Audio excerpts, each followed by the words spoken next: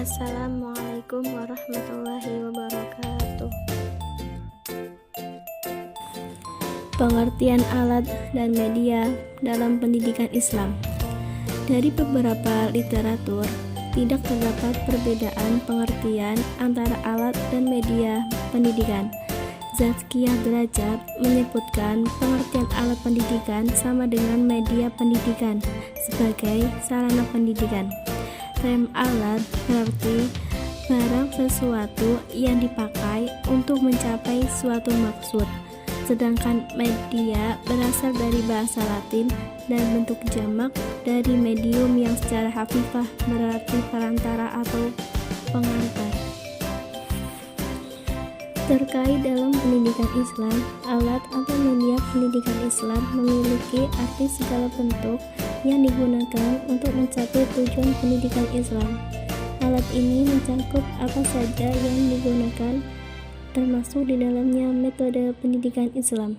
Alat pendidikan Islam yaitu segala sesuatu yang dapat digunakan untuk menuntun atau membimbing anak didik atau siswa dalam pertumbuhannya agar kelak menjadi manusia berkepribadian muslim yang diridhoi Allah SWT.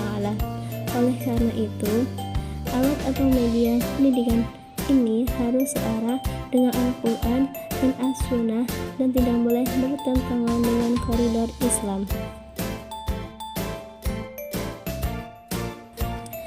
Bentuk-bentuk dan jenis alat dan media dalam pendidikan Islam. Pendidikan sebagai suatu sistem terdiri atas berbagai komponen yang masing-masing saling berkaitan dan berhubungan untuk mencapai keberhasilan pendidikan sesuai dengan yang telah diprogramkan. Dengan demikian, setiap komponen memiliki sifat saling tergantung sesamanya. Keselarasan antar komponen ini akan menopang keberhasilan mencapai tujuan pendidikan. Alat pendidikan dapat berbentuk tindakan, perbuatan, situasi atau benda yang dengan sengaja diadakan untuk mencapai tujuan pendidikan luas, termasuk alat yang berupa benda maupun yang bukan benda. Alat pendidikan yang berupa benda seperti ruang kelas, perlengkapan belajar, dan lain sejenisnya. Alat ini biasa disebut sebagai alat peraga, sedangkan yang bukan berupa benda dapat berupa situasi, pergaulan, perbuatan, teladan, nasihat, bimbingan. Contoh, teguran, anjuran, ganjaran, perintah, tugas, ancaman, maupun hukuman yang digunakan untuk mencapai tujuan pendidikan. Dari sekian banyak alat pendidikan Islam, para ahli pendidikan menyimpulkan 3 alat penunjang pelaksanaan pendidikan Islam, yaitu 1. Alat pengajaran agama yang disediakan oleh guru atau lembaga pendidikan Islam. 2. Alat pendidikan agama yang langsung seperti alam dan fenomena kealaman.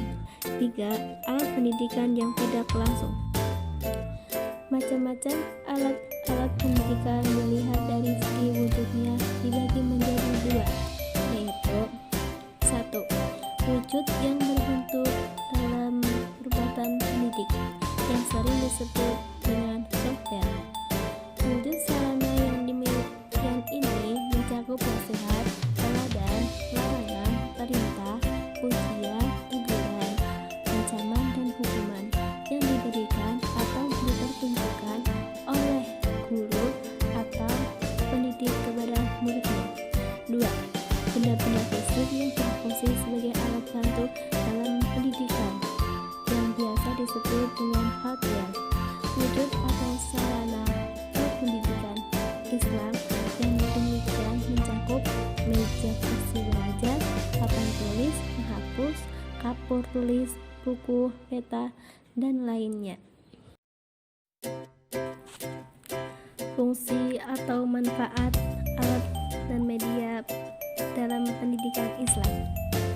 Semakin berkembangnya teknologi dan semakin luasnya ilmu pengetahuan sangat mempengaruhi sistem pendidikan. Dengan demikian, media atau alat dalam proses pendidikan Islam tidak lepas dengan adanya integrasi dalam canggihnya teknologi. Beberapa fungsi dan manfaat alat dan media dalam pendidikan Islam. 1. Mampu mengatasi kesulitan dan memperjelas materi pelajaran yang sulit. 2. Mampu mempermudah pemahaman dan menjadikan pelajaran lebih sulit atau menarik.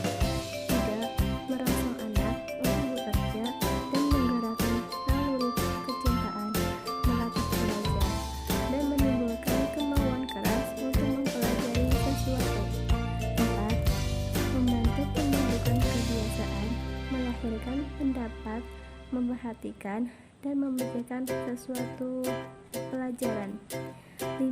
Menimbulkan kekuatan perhatian atau ingatan, mempertajam indera, memperhalus perasaan, dan cepat belajar. Pengaruh teknologi informasi sebagai alat dan media dalam pendidikan Islam. Pengaruh dari perkembangan teknologi ini, masyarakat menjadi semakin dinamis dan ilmu berkembang semakin luas. Berkaitan dengan pendidikan, perlu adanya keserasian dalam sistem pendidikan guna menghadapi tugas-tugas yang kompleks. Dalam hal yang dinyatakan bahwa seorang guru bukan satu-satunya yang dijadikan sumber belajar, karena di luar itu masih banyak sumber belajar yang lain yang dapat diakses sendiri oleh siswa, seperti koran, majalah, radio, televisi, dan internet.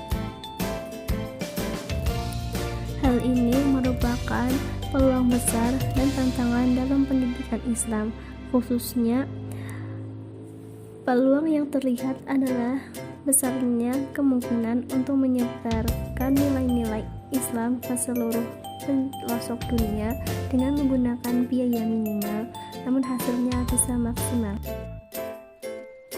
Sedangkan tantangan yang akan muncul dari perkembangan teknologi informasi adalah persoalan nilai dan informasi itu sendiri.